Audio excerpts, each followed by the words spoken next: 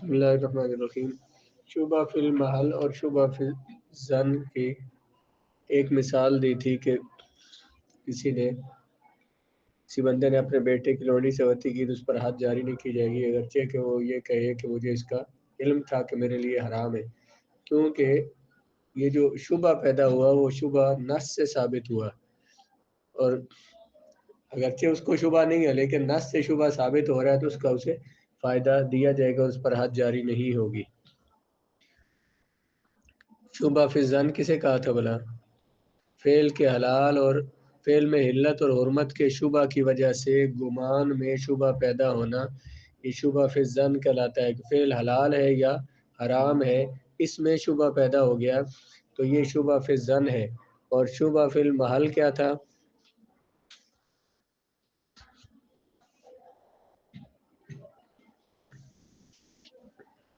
وہ شبہ جو کسی دلیل کی وجہ سے پیدا ہو، یعنی وہ دلیل کسی چیز کے حلال ہونے کا شبہ پیدا کرتی ہو حالانکہ وہ حلال نہ ہو، تو یہ یہاں پہ شبہ فی المحل یعنی اس لونڈی میں شبہ تھا، اور یہ شبہ دلیل سے پیدا ہوا تھا، حدیث سے، اس وجہ سے اس شبہ کا فائدہ اس ملزم کو، مجرم کو دیا جائے گا اور اس پر حد جاری نہیں ہوگی۔ ولو واقعی علی بن جاری تبھی اس پر ایک اور اس کے مخالف مسئلہ بیان کیا کہ کسی بندے نے، بیٹے نے اگر باپ کی لونڈی سے وتی کی یعتبر ظنہ فی الحل والحرمت، تو حلال اور حرام ہونے میں اس کے گمان کا اعتبار کیا جائے گا۔ بیٹے نے اگر یہ کہا کہ میرا یہ گمان تھا، مجھے یہ پتا تھا کہ مجھ پر یہ لونڈی حرام ہے اور پھر بھی میں نے اس سے وتی کی، اس پر حد واجب ہو جائے گی، اور اگر اس نے کہا میرا یہ گمان تھا کہ یہ مجھ پر حلال ہے تو پھر حد اس پر واجب نہیں ہوگی، کیونکہ ملک کا شبہ مال باپ کے مال میں نص سے ثابت نہیں ہوا، یعنی بیٹے کا مال باپ استعمال کرے اس کا شبہ نص سے ثابت ہوا، کیونکہ حدیث میں کیا ہے کہ انت و مالک لابیک، تو اپنے باپ کا ہے اور تیرا مال بھی تیرے باپ کا ہے، تو یعنی باپ کے اولاد کے مال کا باپ مالک ہے، یہ حدیث سے ثابت ہوا، لیکن باپ کے مال کا بیٹا مالک ہے یہ نص سے ثابت نہیں ہوا۔ تو اس میں اگر کسی نے یہ کہا، کسی نے بیٹے نے باپ کی لونڈی سے وتی کر لی اور بعد میں اس نے کہا کہ مجھے پتہ نہیں تھا، اگر مجھے گمان نہیں تھا، مجھے پتہ نہیں تھا، میں نے یہ سمجھا کہ میرے لیے حلال ہے، تو پھر تو اس پر حد جاری نہیں ہوگی، لیکن اگر اس نے کہا کہ مجھے معلوم تھا کہ میرے لیے حرام ہے پھر بھی میں نے وتی کی، تو اس طرح اس پر حد جاری ہو جائے گی، کیونکہ بنیاد کیا ہے اس کی ان دونوں مسئلوں کی کہ پہلے مسئلے میں جو شک پڑا ہے، جو شبہ پڑا ہے، وہ دلیل کی وجہ سے پڑا ہے، وہ دلیل کون تھی؟ حدیث پاک سے وہ شبہ آ رہا تھا، اور یہاں پہ حدیث پاک کی وجہ سے، دلیل کی وجہ سے شبہ نہیں آ رہا، اس وجہ سے اس پر حد جاری ہو جائے گی۔ ولا اسم النسب الولد ان ادعاہ، اور بچے کا نسب بھی ثابت نہیں ہوگا اگر بیٹے کا باپ کی لونڈی سے وتی کرنا فی نفسی خالص زنا ہے اور حد کے ساقط ہونے کا سبب صرف شبہ ہے، اس لیے کہ شبہات جو ہے وہ حدود سے ساقط ہو جاتے ہیں، تو اگر اس سے بچہ پیدا ہو تو اس کا نسب اس بیٹے سے ثابت نہیں ہوگا۔ پچھلے مسئلے میں کیا تھا؟ باپ نے اگر دعویٰ کیا تو باپ سے، اگر اس سے بچہ ہوا تو نسب کس سے ثابت ہو جائے گا؟ اس باپ سے۔ بسم اللہ الرحمن الرحیم۔ ثم اذا تعارض الدلیلان عند المجتہد، اگر مجتہد کے نزدیک دو دلیلیں متعارض ہوں، ایک دوسرے کے مخالف ہوں، فإن كان التعارض بين الآيتين يميل إلى السنة، اگر دو آیتوں میں تعارض آ جائے تو سنت کی طرف رجوع کریں گے، یہ دونوں آیات پر عمل نہیں کریں گے بلکہ حدیث پہ عمل کریں گے۔ فإن كان بين السنتين يميل إلى آثار الصحابة، اگر دو حدیثوں میں تعارض آ جائے تو پھر آثار صحابہ کی طرف رجوع کریں گے۔ وإن كان بين الأثرين يميل إلى القياس، اور اگر دو صحابہ کے دو اثر ہوں، دو صحابہ کے ارشادات ہوں اور ان کے درمیان تعارض آ جائے تو پھر یمین الی القیاس، پھر قیاس کی طرف رجوع کریں گے، یعنی قیاس پر عمل کریں گے۔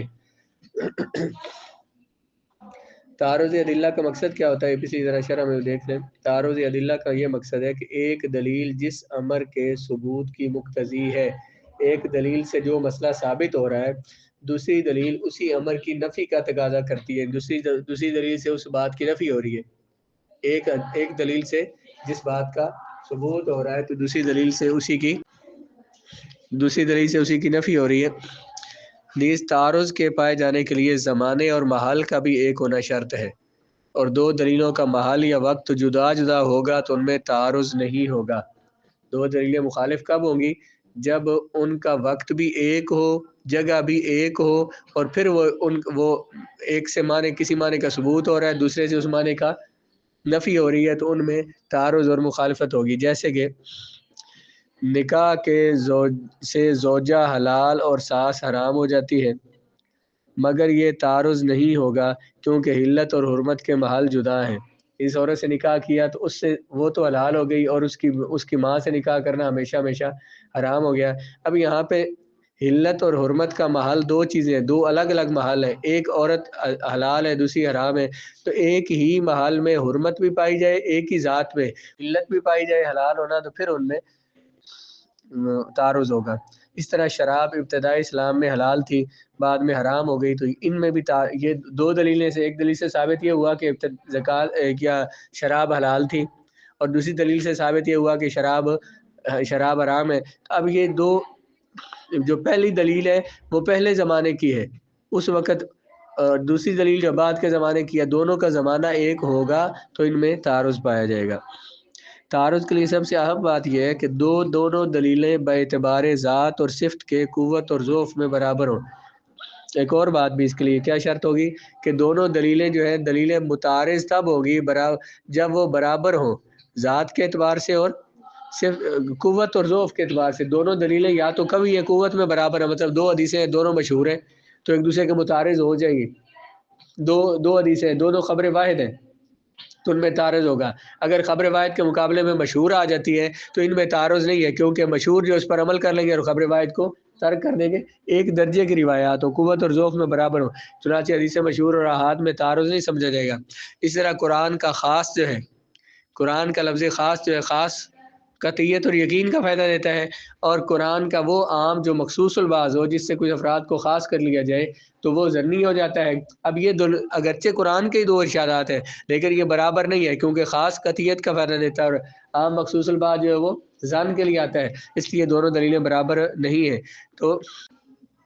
تعارض کب ہوگا؟ جب ایک دلیل سے ایک بات کا ثبوت ہو رہا ہو اور دوسری دلیل سے اسی بات کی نفی ہو رہی ہو، اور دونوں کا زمانہ ایک ہو، دونوں دلیلوں کا زمانہ بھی اور دونوں کا محل بھی ایک ہو. اور اگلی شرط کیا تھی کہ دونوں کا قوت اور ضعف میں بھی دونوں برابر ہوں، تو پھر ان میں تعارض ہوگا. تو اگلی بات آ گئی کہ تعارض قرآن کی دو آیات کے درمیان ہو تو حدیث کی طرف رجوع کریں گے. دو حدیثوں میں تعارض آ جائے تو پھر آثار صحابہ کی طرف رجوع کریں گے. دو آثار صحابہ میں اگر تعارض ہو تو پھر قیاس کی طرف رجوع کریں گے. ثم اذا تعارض القیاسان عند المجتہد یتحری ویعمل بأحدہما، اگر مجتہد کے ہاں دو قیاسوں میں تعارض آ جائے، یتحری، تو پھر امام وہ مجتہد تحریک کرے گا، غور و فکر کرے گا، ویعمل بأحدہما، ان دونوں میں سے کسی ایک پر عمل کرے گا. لأنه ليس دون القیاس دلیل شرعی یصار الیہ، کیونکہ انہی میں سے جب دو قیاسوں میں تعارض آ گیا تو ان میں تحریک کرے گا، غور و فکر کرے گا کہ کس قیاس پر عمل کرنا چاہیے، تو ان میں سے کسی ایک قیاس پر عمل کر لے گا، کیونکہ قیاس سے نیچے کوئی اور دلیل نہیں ہے جس پر عمل کیا جائے گا. قیاس کے بعد کوئی اور ایسی دلیل شرعی نہیں ہے جس کی طرف رجوع کیا جائے. تحریک کا معنی یہ ہے کہ کسی چیز کے متعلق اپنے غلبہ ظن سے کام لینا، غلبہ ظن کے مطابق عمل کرنا. والا هذا قلنا اذا كان مع المسافر اناء طاهر ونجس لا يتحرى بينهما بل يتيمم. مسافر کے پاس دو برتن ہیں، ایک برتن ان میں سے پاک ہے، ایک نجس ہے، لیکن اسے پتہ کوئی نہیں کون سا پاک ہے کون سا ناپاک ہے. اب وہ دونوں، یہ اسے پتہ ہے کہ دونوں میں سے ایک ناپاک ہے ایک پاک ہے، تو کوئی دونوں کے بارے میں، دونوں میں کسی ایک کی طہارت کو ترجیح دینے والی کوئی دلیل اس کے پاس موجود نہیں ہے، تو پھر یتحرى، وہ ان کے درمیان تحری نہیں کرے گا بلکہ تیمم کرے گا. دو دلیلیں تھی اس کے پاس اور دو دلیلیں متعارض ہیں، ایک حلال ہونے کی ہے، ایک حرام ہونے کی ہے، اور ان میں سے کسی ایک کو ترجیح دینے کی بھی کوئی اس کے پاس صورت موجود نہیں ہے، تو اب وہ تحری نہیں کرے گا بلکہ تیمم کرے گا. وَلَوْ كَانَ مَعَهُ ثَوْبَانِ، دو کپڑے ہوں، ایک کپڑا پاک ہو ایک نجس ہو، تو پھر اس میں تحری کرے گا. پتہ نہیں ہے ان میں سے کون سا کپڑا پاک ہے اور کون سا ناپاک ہے، تحری کرے گا. جس طرف ظن غالب ہو تو اس کو پاک سمجھے گا اور اسے پہن کے نماز پڑھ لے گا. اب دونوں مسئلوں میں فرق کیوں ہے؟ کہتے ہیں دونوں میں فرق اس وجہ سے ہے کہ پہلی صورت جو برتنوں میں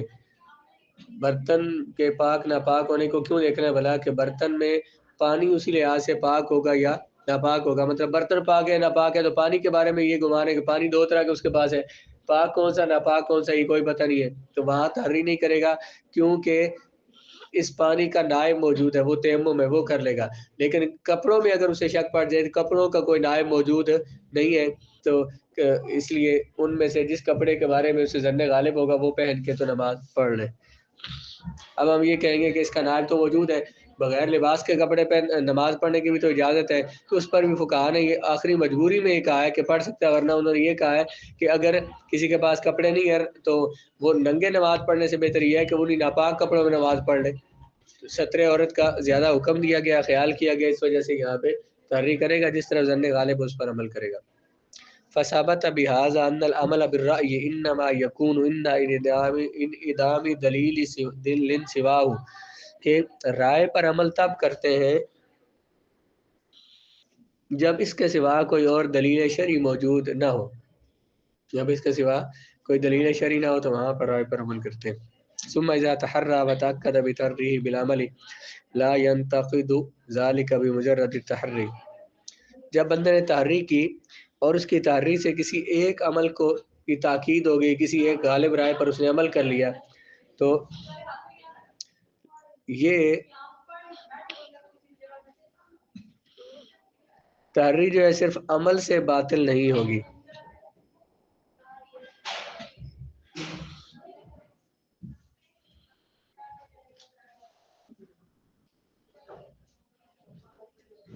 کہہ رہے ہیں کہ جب اس کا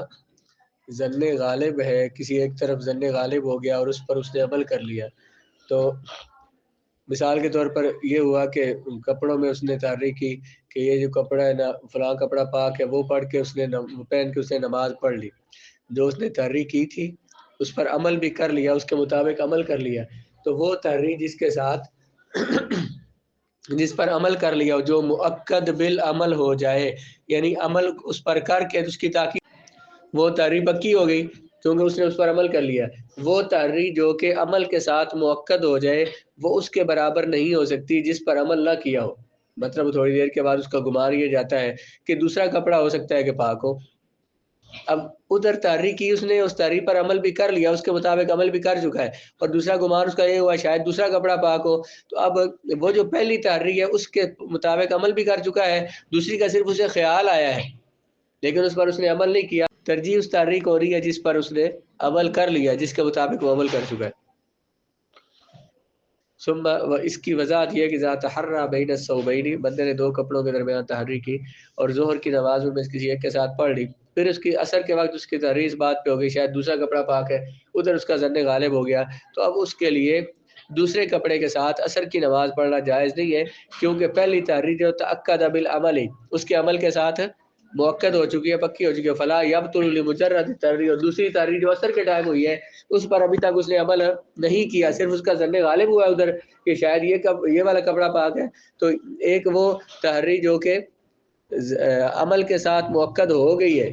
وہ اس کو ترجیح ہوگی دوسری پر، اس لیے وہ جو زور کے ٹائم جن کپڑوں کے ساتھ اس نے پڑھی ہے نماز اثر کے ٹائم میں انہیں سے پڑھے گا. وهذا بخلاف اذا ما تحرى في القبلة ثم تبدل رايه وكتحري على جهة اخرى توجه الى يد القبلة بما يحتمل الانتقال فامكن نقل الحكم بمنزلة نسخ النص.